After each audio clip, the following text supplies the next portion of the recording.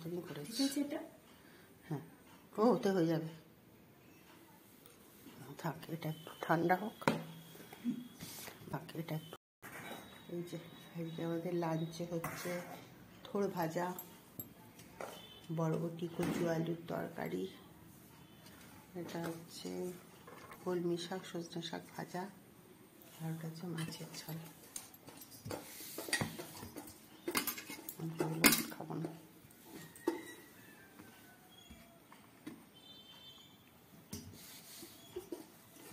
ভাত বাড়ছে, এটা থোড় ভাজা, শাক ভাজা।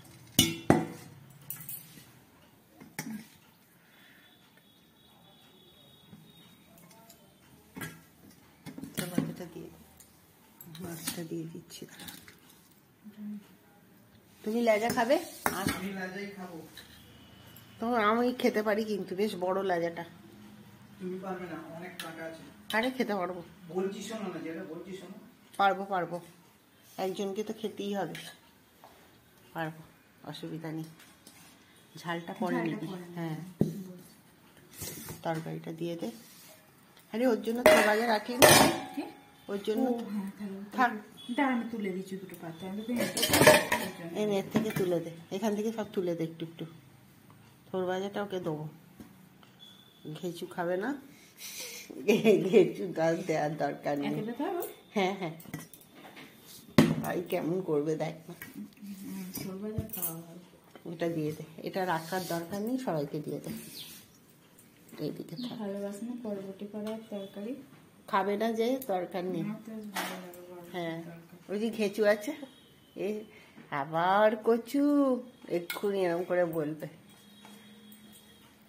ফ্যানটা চালিয়ে দে। একটা ছোট বাটি আনবে, এরকম ছোট্ট দেখে বাটি।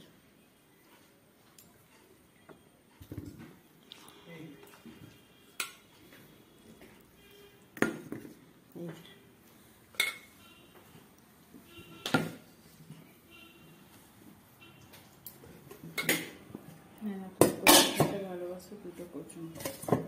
তুইও নে। আমিও নিয়েছি অনেক।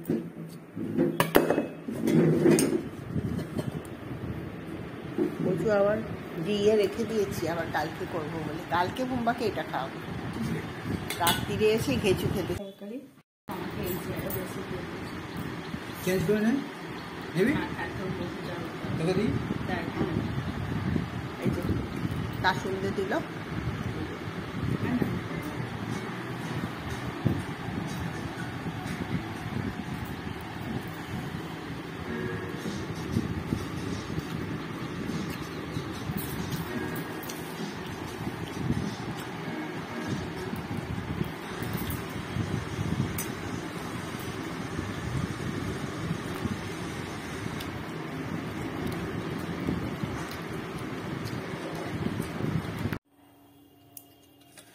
সোয়াবিন আলুর তরকারি, শাক ভাজা, ভাত, তারপরে হচ্ছে কচু ঘেঁচুর তরকারি, কচু দিয়ে এবং বিনস দিয়ে আলু দিয়ে তরকারি, এটা হচ্ছে মাছের ঝাল, আর হচ্ছে আর কি আছে দেখি, আর হচ্ছে এটা হচ্ছে থোড় ভাজা।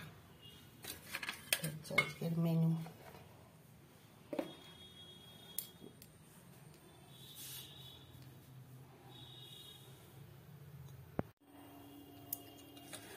সোয়াবিন আলুর তরকারি, শাক ভাজা, ভাত, তারপরে হচ্ছে কচু ঘেঁচুর তরকারি, কচু দিয়ে এবং বিনস দিয়ে আলু দিয়ে তরকারি, এটা হচ্ছে মাছের ঝাল, আর হচ্ছে আর কি আছে দেখি, আর হচ্ছে এটা হচ্ছে থোড় ভাজা।